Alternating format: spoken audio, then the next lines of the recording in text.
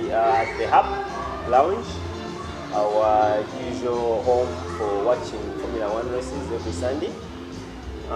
With me here is Dr. Mganga. I'm Arnold Bijura, the usual suspects on the panel.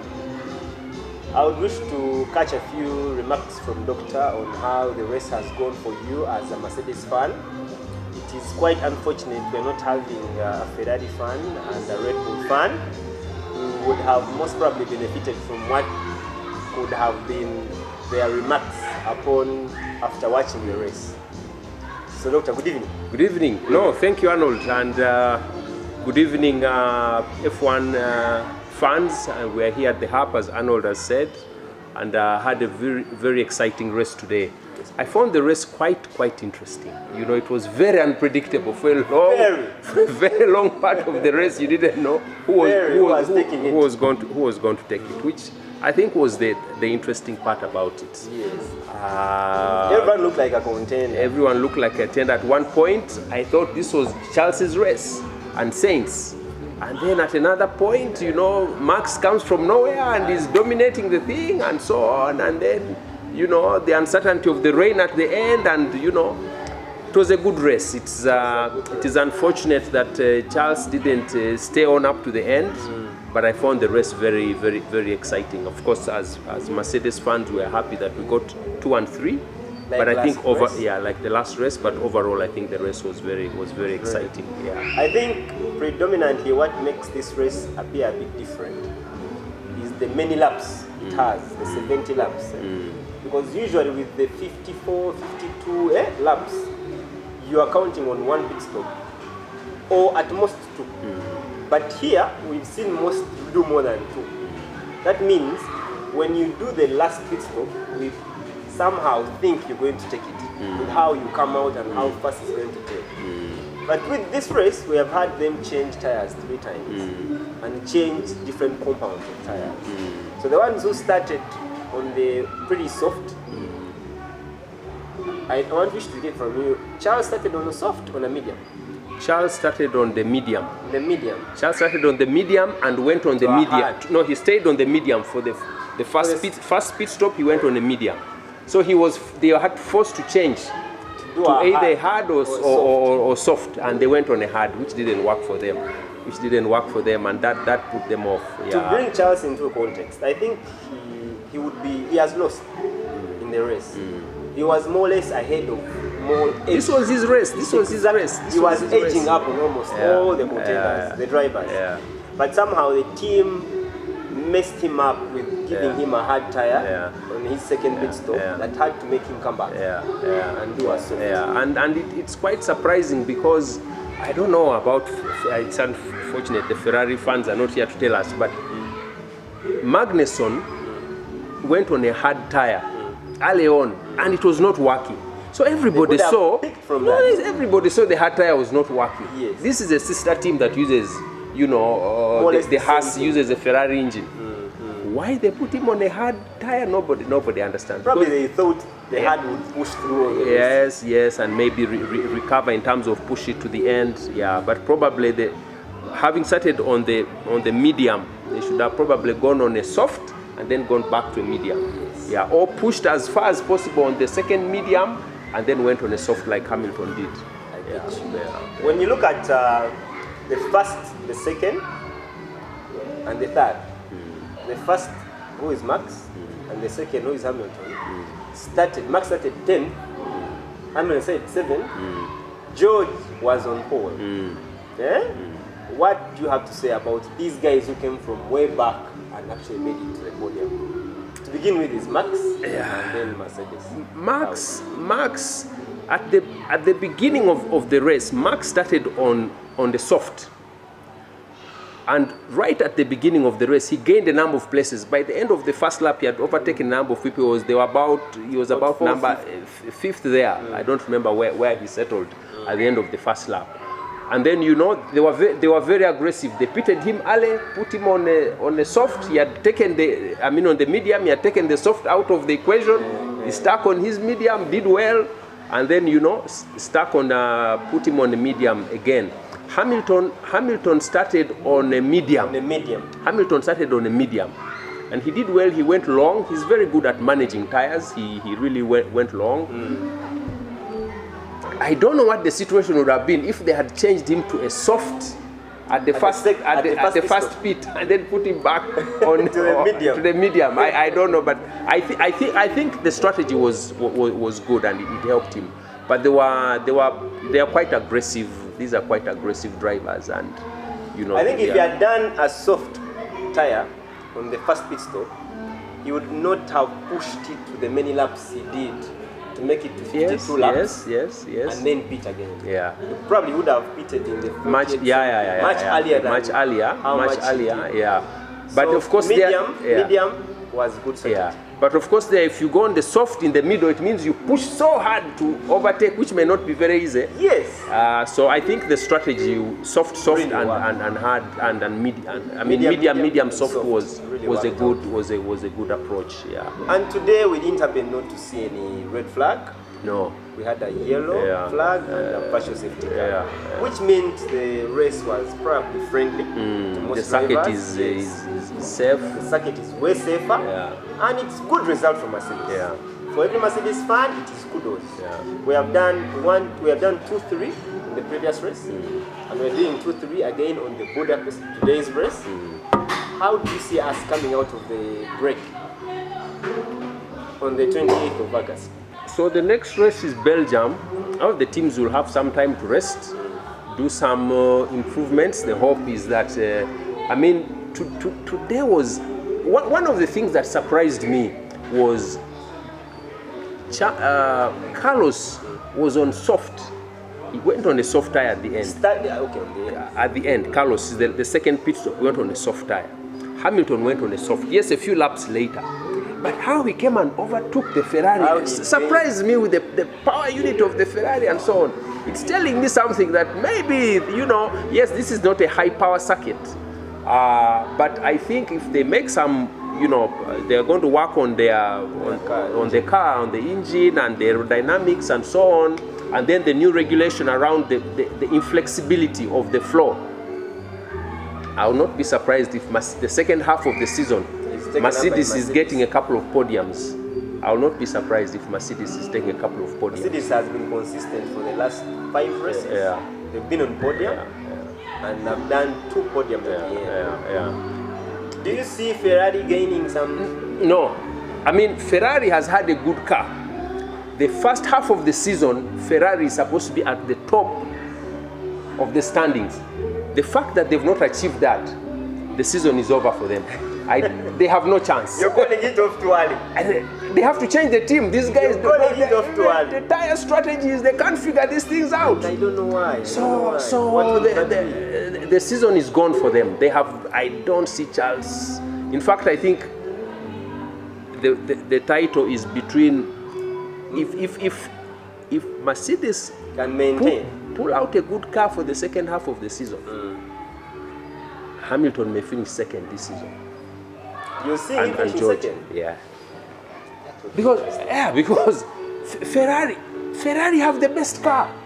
And have not not made use of it. Yes, making poor tire strategies. So I don't see them. They have to regroup next year. They're not going to fire people mid-season and bring good people from. They're not going to steal people from other teams mid-season. They have to humble themselves, wait for the end of the season and steal a few strategies. Now, with you ruling out Ferrari out of the next half of the race, of the season rather, which position are you giving Red Bull? I have not seen Sergio Perez perform like in the last 4 races. Yeah, he's been struggling. Do you think it's intentional because of the competition he had put up with Max? I don't know what's happening to Sergio, frankly, because he has a good car also. He's a good driver. So my bet is that the Constructors' Championship is between Red Bull and Mercedes this season. I'm staking my bets on Toto Wolff delivering a package for the second half of the season. And Ferrari is going to will finish third. Is my prediction. Is Ferrari will finish third in the Constructors' Championship, Mercedes second, Red Bull first. I wish to disagree with you. Judging from how we started the season, I mean Mercedes fans. When I say how we started, I mean Mercedes fans.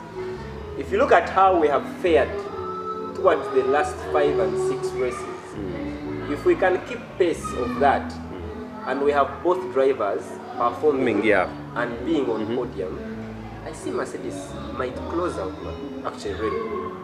Not only on the constructors championship. I am being overambitious. No, when you said you are disagreeing with me, I thought you were saying Mercedes is going to finish 4th. No. I am disagreeing with you putting Mercedes on 2nd, not thinking they can actually contend for the championship. Yeah. Because Red Bull, where they are now, their car is not so much on the same pace like how we started the season. Mercedes is closing out on it. Mercedes, among the Red Bull, Ferrari, they have had a stable incline on how their car is performing. And as we speak right now, they're doing quite so well. So if they can maintain and probably even do more upgrades that make the car better, I see Mercedes doing a surprise U-turn Red Bull. On Red Bull. The gap is already there. The gap is there, the but gap only is there. That thing takes about 1 or 2 DNFs. Yeah, true. The gap About is there. And when you look at the last 3 races, the circuits are not friendly races. If you remember what happened last season, the last 3 races, the circuits are a bit too competitive. They are rough. And with that, that means we're going to have, we anticipate maybe a red flag, we anticipate a DNF. So we shouldn't lose hope as a man. No, I'm not losing hope, but I'm looking at the numbers. Number 2 is good. Even when you do the improvements on the car, to close that gap is not very easy. We already did. But so you are giving constructors to Mercedes. I'm giving it to Red Bull, and Mercedes coming 2nd. But let's see. Let's see. But it's very sad for Charles, because I really thought Charles was going to in contention for the podium or a race. At the end of the season to take the championship. But honestly, if they can't win today's race with the package that they have, there's something lacking that they need to patch up. They focused on building a good car, but they need to get some strategists on the team. They don't have people who can make tough, serious calls. Exactly. Their tire strategy is really bad. Yeah. Now I don't know if you have anything I want you to ask, but I wanted to bring in the 4-time world champion. Who has announced his retirement at the end of the season. That is Sebastian Vettel. I see he's still young in 35, 36. He would have still pushed on to maybe the next 4 years and put some money in the bag. But he's choosing to back off. Is it because of how he's been performing this season with Aston Martin? It's hard to tell, but Vettel, I mean, the guy won 4 world championships 4 straight in a row. Left Red Bull, went to Ferrari, almost won a championship there. Unfortunately, he didn't.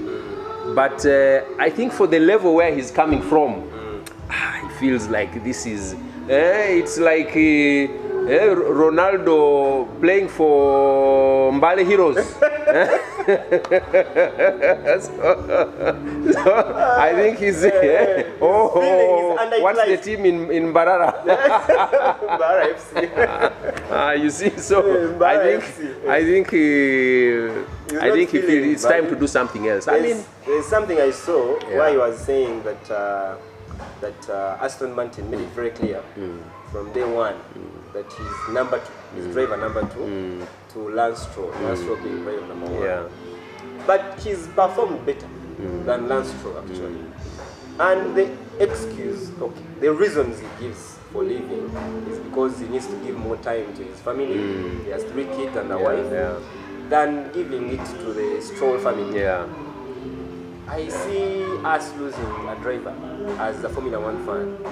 The action is going to reduce. No, I don't think so. I don't think so. Really?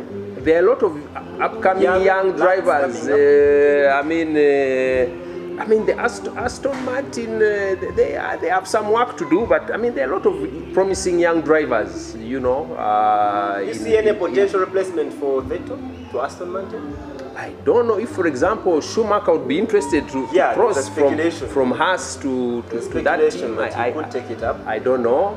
I don't know if that is an upgrade on teams from Haas. We'll see. But yeah, he's given us his time. I think we wish him all the best of luck. Yeah, his 4 world championships is not easy. Yes, it was with the same team, but not many people get 4 world titles. Actually.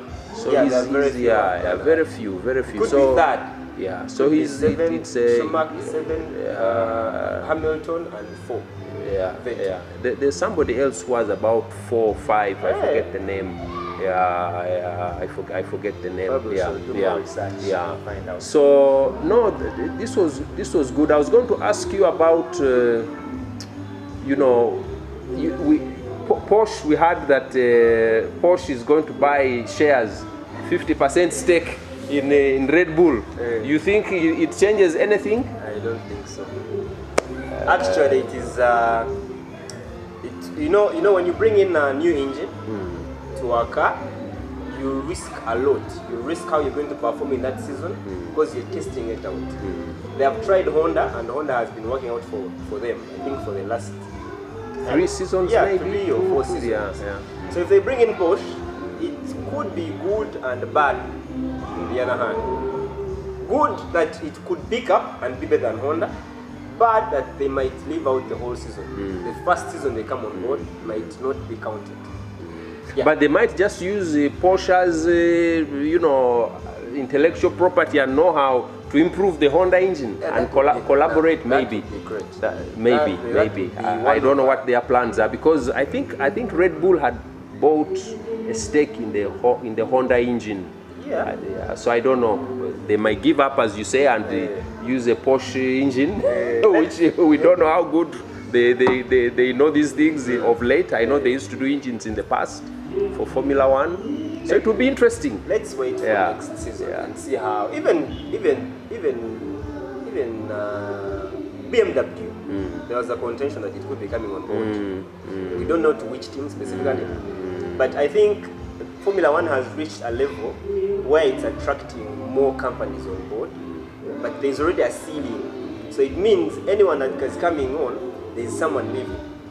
Whoever is coming on, there's someone leaving, which is good for the sport because it means you're bringing more premium brands to the table, more premium sponsors to the table, which is going to elevate how it is being viewed worldwide. So at the stake we're at, Formula One is getting to a level where I see it gaining more and more. And that is good news for us. No, I think so. Yeah, with all these big companies coming in. No, it's been good. We now go for the break. They call it the summer break for 4 weeks. And Arnold, thank you very much. It's been nice having you and the HAP F1 fans here for the initial, you know, sessions of the club. And wish you all a happy 4 weeks break, and we'll be back here on 28th of August. This is which race will that be? The Belgium race, but the Belgium Belgium 14th race. Okay. The Belgium race. Yeah. So Formula One fans at the HAP, those who are part of us in the group, would wish to once again, let me call out for fans from Red Bull and Ferrari. There is one at Michael. I call him Miguel. He's a Red Bull fan.